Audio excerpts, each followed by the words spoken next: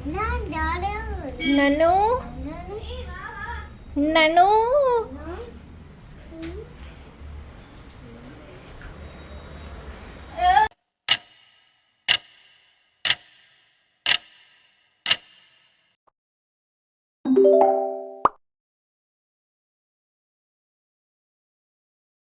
Hello, എല്ലാവർക്കും എൻ്റെ YouTube ചാനലിലേക്ക് സ്വാഗതം. എന്നെയും നന്നുവിനെ മാത്രമല്ല നിങ്ങൾ കാണാൻ പോകുന്നത്. ഇത് ദേവിക ശ്രീജിത്ത്.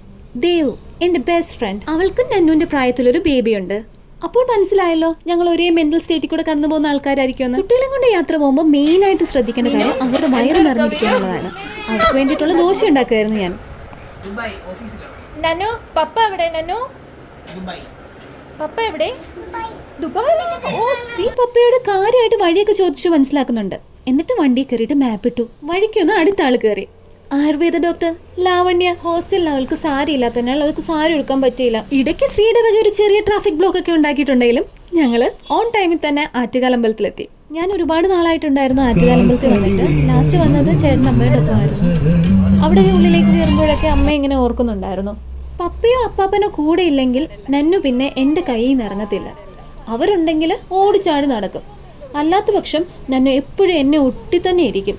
അമ്മ എടുക്ക് എടുക്ക് എടുക്ക് എന്ന് പറഞ്ഞുകൊണ്ടിരിക്കും. സോ ബഡ് ബേബി സീറ്റ് എനിക്കൊരു ലൈഫ് സേവർ ആണ്. അമ്പലക്കുളത്തിലെ മീനിനെ കാണാനുള്ള വാശിയിലായിരുന്നു ദീപൂട്ടൻ.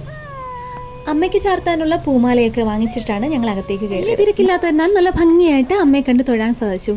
എല്ലാവരുടെയും പേരിൽ അർച്ചന കഴിപ്പിച്ചു. കുറേ നേരമൊക്കെ അമ്പല പരിസരത്ത് നിൽക്കുകയും ചെയ്തു. അവിടെ നിൽക്കുമ്പോൾ നല്ലൊരു പോസിറ്റിവിറ്റി മനസ്സിൽ തോന്നി തുടങ്ങിയിട്ടുണ്ടായിരുന്നു. പിന്നെ ഞങ്ങളവിടെ നേരെ പോയത് പത്മനാഭസ്വാമി ടെമ്പിളിലേക്കാണ്. കുഞ്ഞുങ്ങൾക്ക് വേണ്ടിയിട്ടുള്ള വെള്ളം മാത്രം കയ്യിലെടുത്തിട്ടുണ്ടായിരുന്നുള്ളൂ. ബാക്കി ബാഗും വാച്ചും എല്ലാം ഞങ്ങൾ കാറിൽ വെച്ചിരിക്കുകയായിരുന്നു. പകുതിയോളം അമ്പലത്തിലേക്ക് കയറുന്ന സ്ഥലം എത്തിയപ്പോഴേക്കുമാണ് ഓർത്തത് ഞാനും ദൈവവും മാത്രമല്ലേ സാരി എടുത്തിട്ടുള്ളൂ. ലാവു ടോപ്പിന് മുകളിൽ ഇടാനുള്ള സ്കേർട്ട് വണ്ടിയിൽ നിന്ന് എടുക്കാൻ മറന്നുപോയി. പിന്നെ അവിടെ നിന്ന് മുണ്ട് വാങ്ങാം. ഞങ്ങൾ പരസ്പരം നോക്കി. അയ്യോ, നമ്മൾ പേഴ്സ് വണ്ടിയിൽ നിന്ന് എടുത്തിട്ടില്ല. പിന്നെ ലാവു തിരിച്ചു പോയിട്ട് സ്കേർട്ട് എടുത്തിട്ട് ഭഗവാനെ കണ്ട് തൊഴാൻ പറ്റിയില്ല. അത്രത്തോളം നീണ്ട ക്യൂ ആയിരുന്നു. കുട്ടികൾ അത്രത്തോളം വെയിറ്റ് ചെയ്യില്ലെന്ന് കരുതിയിട്ട് ഞങ്ങൾ പുറത്തെല്ലാം കണ്ട് തൊഴുതു. പിന്നീട് ഞങ്ങൾ പോയത് തെക്ക് കിഴക്ക് ഭാഗത്ത് സ്ഥിതി ചെയ്യുന്ന കുതിരമാളികയിലേക്കാണ്. പുത്തൻമാളിക എന്നറിയപ്പെടുന്ന ഈ കൊട്ടാരം 1840 സ്വാതി തിരുനാൾ രാമവർമ്മ പണി കഴിയിപ്പിച്ചതാണ്. ആ കാണുന്നത് പണ്ട് അതിഥി മന്ദിരമായിരുന്നു. കൊട്ടാരത്തിന് മുകളിലുള്ള ഒരു മുറിയിൽ നിന്ന് നോക്കിക്കഴിഞ്ഞാൽ ശ്രീ പത്മനാഭസ്വാമി ക്ഷേത്രം കാണാം. അവിടേക്ക് നോക്കിയിരുന്നാണ് അത്രേ സ്വാതി തിരുനാൾ മഹാരാജാവ് കീർത്തനങ്ങൾ രചിച്ചുകൊണ്ടിരുന്നത്. ആ മുറിയിലുണ്ടായിരുന്ന രഹസ്യ അറയിലൂടെ അമ്പലത്തിലേക്ക് കടക്കാനും കഴിയുമത്രേ. ഈ വീഡിയോ എഡിറ്റ് ചെയ്യുമ്പോൾ കൂടി എനിക്ക് അവിടേക്ക് ഒന്നുകൂടെ പോകാൻ തോന്നുന്നു. എന്ത് ഭംഗിയായിരുന്നു ആ കൊട്ടാരം കാണാൻ വേണ്ടിയിട്ട്. അതിനുള്ളിൽ ഫോട്ടോ എടുക്കാനുള്ള പാസ് ഞങ്ങൾ എടുത്തിട്ടുണ്ടായിരുന്നു. അതിനുള്ളിൽ കണ്ട കാഴ്ചകളൊക്കെ ഇപ്പോഴും കണ്ണിൽ മായാതെ നിൽക്കുന്നു. നിങ്ങൾ ഇതുവരെ പോയിട്ടില്ലെങ്കിൽ ഒന്ന് പോകണം കേട്ടോ. മസ്റ്റ് വിസിറ്റ് പ്ലേസ് ആണ്. അതിനുശേഷം വീട്ടിൽ വന്ന് ഫുഡൊക്കെ കഴിച്ച് ഡ്രസ്സ് ചേഞ്ച് ചെയ്ത് ഞങ്ങൾ നേരെ പോയത് എന്നത്തെയും പോലെ ലുലു മാളിലേക്ക്. വേറെ പല പ്ലാനുകളും വന്നിട്ടുണ്ടെങ്കിലും ലാസ്റ്റ് സ്റ്റിക്ക് ഓൺ ചെയ്തത് ലുലു മാളാണ്. ബിക്കോസ് പിള്ളേരെയും കൊണ്ട് പോകാൻ പറ്റില്ലെന്നേ. അവിടുത്തെ കിഡ്സ് സോണിൽ കുട്ടികളെ കൊണ്ടുപോയി. ദേവൂട്ടിന് കാറിൽ കയറാൻ പേടിയായിരുന്നു.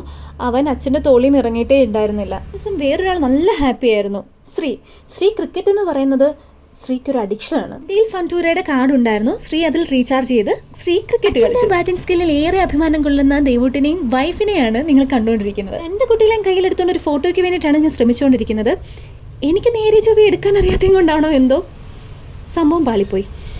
ഔട്ടിംഗ് എന്ന് ഉദ്ദേശിക്കുന്നത് കുറച്ച് ഫോട്ടോസ് എടുക്കുക, എന്തെങ്കിലുമൊക്കെ വെറൈറ്റി ഫുഡ് കഴിക്കുക, പിന്നെ ഇങ്ങനെ സംസാരിക്കുക. ഇതൊക്കെയാണ് ഞങ്ങളുടെ മെയിൻ.